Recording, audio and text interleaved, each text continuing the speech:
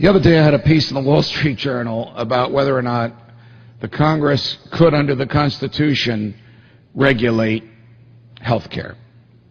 Obviously, it can't. Health care is not mentioned in the Constitution. The framers had doctors. The framers had hospitals. The framers got sick. The framers needed health care. It was beyond their wildest imaginings that they would be creating a government that would somehow be able to regulate this kind of human behavior. But they did give the Congress a very unique power called the power to regulate interstate commerce. Madison argued that to regulate means, and this is what it meant at the time, if you have an Oxford English Dictionary which gives you the history of the meaning of words throughout history, to regulate meant to keep regular. It meant to make sure that there is commerce between the states, not to allow the Congress to regulate everything under the sun, like the conditions of employment or the hourly wages or the materials used to make up the article that moves in interstate commerce, but just to make sure that interstate commerce is regular, to prevent, for example, the state of Pennsylvania from saying to merchants in New Jersey, you can't sell your goods here, only local merchants in Pennsylvania can sell them. That's what the Commerce Clause was written for. But Congress, of course, has used it to regulate the air that you breathe and the water that you drink and the force of the shower in your home and the size of your toilet bowl and the number of legs on your desk chair, and on and on and on.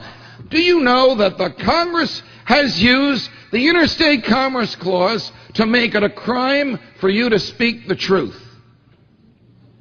If an FBI agent shows up at your house with a self-written search warrant, the agent will tell you, you may not tell anyone about this. You may not tell your spouse in the bedroom. You may not tell a priest in the confessional. You may not tell your lawyer in her or his office. You may not tell anyone in whom you confide. You can't even answer truthfully in a courtroom under oath whether or not you received one of these warrants without violating the Patriot Act. Well, in Bridgeport, Connecticut, 2 FBI agents showed up and delivered one of these handwritten search warrants to an 86-year-old librarian.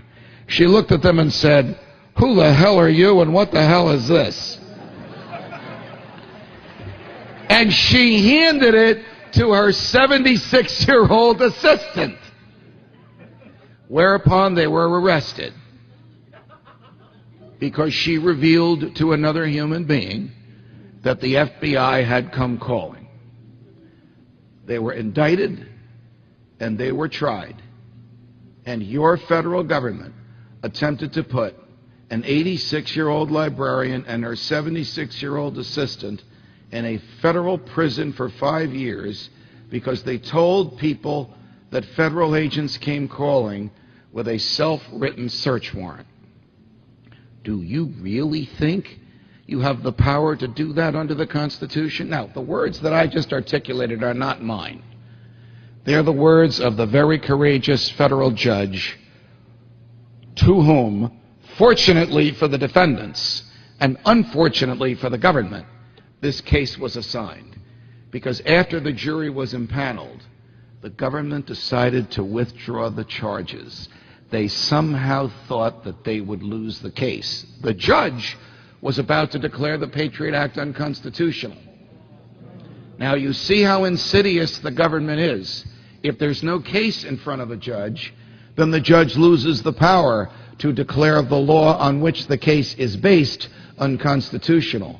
So, fearing that this courageous federal judge in Bridgeport, Connecticut, would declare the law unconstitutional, not caring what it did to the life of the 86-year-old or the 76-year-old, not concerned with its oath to uphold the Constitution, it simply withdrew the case and went about serving self-written search warrants and telling people, if you tell anyone about it, we'll come after you, because you spoke the truth. So the same government now wants to use the same powers under the Constitution to regulate health care. Let's see. Medicare broke. Social Security broke. Medicaid broke. Amtrak broke. The post office broke. Who in their right mind with that track record would give health care to the same people that have broken everything they've tried to manage?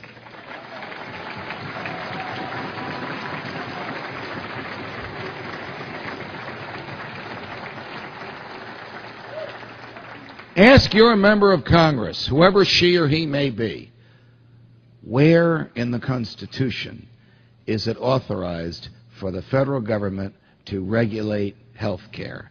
They will not be able to answer that question. Now, these gatherings to which I am privileged to attend. Last Saturday I spoke to 25,000 people in the pouring rain in Fort Worth, Texas, and a month before that to about 10,000 people in Columbus, Ohio. These gatherings are more important than anything you can imagine, because in the long history of the world, only a few generations have been granted the role of defending freedom in its maximum hour of danger. You are that generation. This is your role. Now is that time. Freedom must be defended from every assailant in every corner of this country, from outside the country, from inside the country, and especially from the government that wants to take it away from us.